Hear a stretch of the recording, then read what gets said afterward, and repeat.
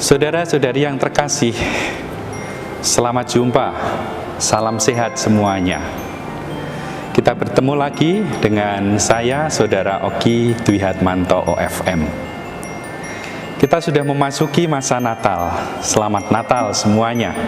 Semoga damai dari Sang Raja Damai, Tuhan kita Yesus Kristus, juga membawa damai untuk kita semua, untuk keluarga-keluarga kita, untuk komunitas-komunitas kita. Natal identik dengan banyak hal. Natal identik dengan pohon Natal, lampu Natal, identik juga dengan Santa Claus, identik dengan film-film keluarga, Home Alone misalnya yang sangat legendaris. Dan masih ada satu hal lagi yang sangat penting, yang sering kita temui dan bahkan harus kita temui di gereja-gereja Katolik, yaitu tentang gua atau kandang Natal. Dalam kesempatan ini saya mau mengajak saudara-saudari semua untuk melihat dari mana tradisi gua atau kandang Natal ini berasal. Tradisi kandang Natal atau gua Natal berkaitan erat dengan Santo Fransiskus Assisi. Tradisi ini pertama kali dibuat oleh Santo Fransiskus Assisi di sebuah kampung bernama Greggio di Italia Utara. Hal ini tidak lepas dari pengalaman Santo Fransiskus Assisi, khususnya di tahun 1221, dia mengunjungi Tanah Suci. Di Tanah Suci dia melihat sendiri tempat-tempat penting di mana Tuhan Yesus hidup, termasuk salah satunya adalah Bethlehem. Pengalaman di Tanah Suci membuat Fransiskus menjadi semakin mencintai dan semakin menghayati dimensi kemanusiaan Yesus. Nah, pada tahun 1223, 2 pekan sebelum perayaan Natal, Fransiskus mengundang Saudara Yohanes dari Greggio, seorang bangsawan yang sangat rendah hati.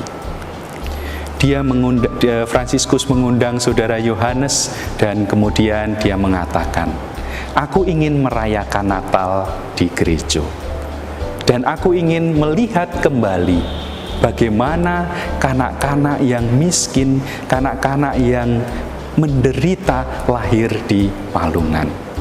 Maka tolong persiapkan di sana palungan, lembu, kemudian sapi, kemudian domba, kemudian segala perlengkapan untuk merayakan Natal. Aku ingin mengalami dan melihat kembali Yesus yang hadir di palungan." Maka kemudian Saudara Yohanes pun kembali ke gereja dan mempersiapkan segala sesuatunya. Ketika hari H datang, tanggal 24 Desember malam hari, segala persiapan sudah siap. Kandang Natal sudah disiapkan berupa tempat di sebuah gua. Palungan Natal sudah disiapkan, jerami dibawa ke situ. Kemudian lembu, sapi, domba juga dibawa ke situ. Semakin malam kemudian orang datang berbondong-bondong membawa obor, membawa lilin. Dan malam hari itu Bethlehem terjadi di Greggio. Fransiskus Assisi yang waktu itu adalah seorang diakon, dia membacakan kitab suci, membacakan kisah kelahiran Tuhan, dan kemudian berkhotbah. Setiap kali dia menyebut kanak-kanak Yesus, dia seperti mengalami ekstase.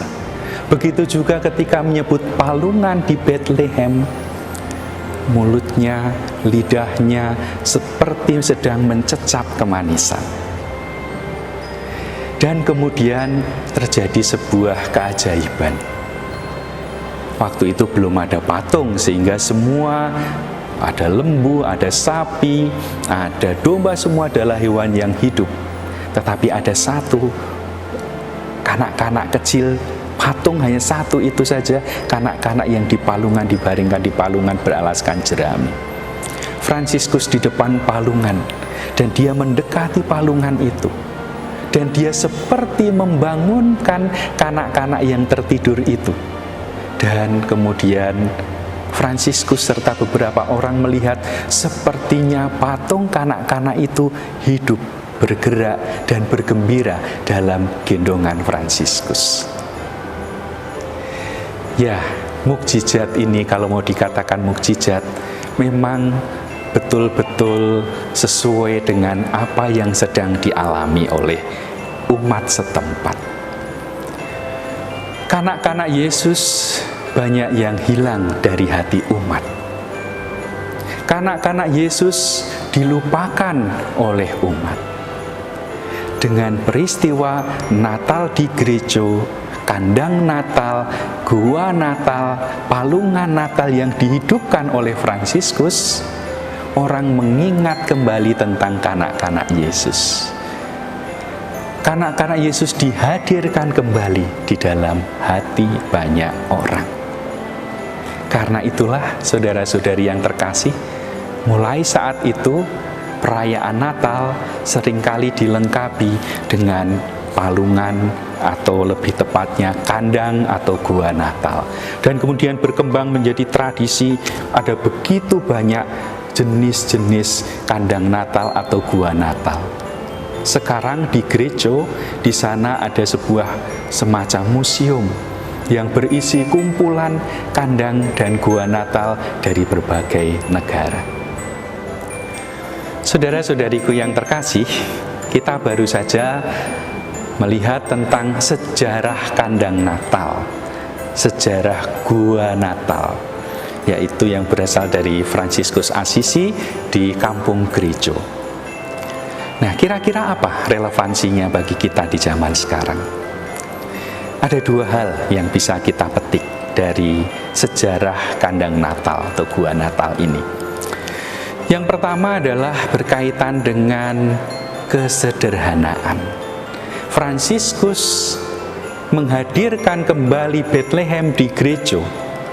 Dia menghadirkan kembali kesederhanaan, kedinaan Bethlehem, menghidupkan kembali kesederhanaan itu di gereja. Fransiskus menghidupkan kembali perayaan Natal, mengembalikan kembali perayaan Natal dalam spiritnya yang utama, yaitu kedinaan, kesederhanaan. Dan tentu saja ini berkaitan erat dengan solidaritas. Kita masih berada dalam situasi pandemi. Masih banyak orang yang mengalami kesulitan dan kesusahan. Masih banyak orang yang membutuhkan perhatian kita. Maka kita perlu mengubah gaya Natal yang selama ini cenderung dengan hura-hura, pesta pora. Kita perlu mengubah menjadi sebuah Natal yang sederhana. Natal yang penuh dengan pengalaman-pengalaman perjumpaan dengan Yesus. Tetapi kemudian kesederhanaan itu kita gunakan sebagai bagian dari solidaritas kepada mereka yang menderita, mereka yang mengalami kesulitan karena pandemi. Yang kedua yang bisa kita petik dari Natal di gereja, dari gua Natal dan kandang Natal. Selama 2 tahun masa pandemi ini, banyak orang yang tidak bisa ke gereja. Tapi puji Tuhan, masih bisa mengikuti misa secara online. Nah, sekarang pelan-pelan dengan kondisi yang semakin membaik, gereja juga sudah membuka diri, perayaan-perayaan offline sudah mulai dilaksanakan. Tetapi cukup banyak orang yang sudah terlena dengan perayaan online. Nah, Natal, Fransiskus dalam perayaan di gereja, Fransiskus dengan kandang Natal dan gua Natal, dia menghidupkan kanak-kanak Yesus, menghidupkan kembali kanak-kanak Yesus yang hilang dari hati orang.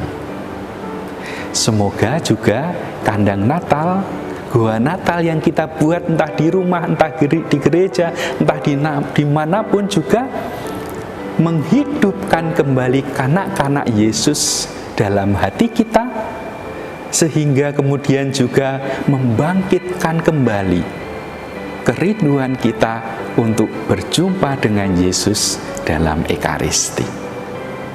Sehingga kita mulai mempunyai keberanian untuk mengikuti peribadatan di dalam gereja, mengikuti misa secara online, tentu dengan protokol kesehatan yang sudah ditentukan. Saudara-saudariku, semoga pengenalan kita akan kandang Natal atau goa Natal membuat kita semakin mengimani Yesus kembali, Yesus yang lahir sebagai manusia. Selamat Natal, selamat Tahun Baru, Tuhan memberkati. Pace e bene.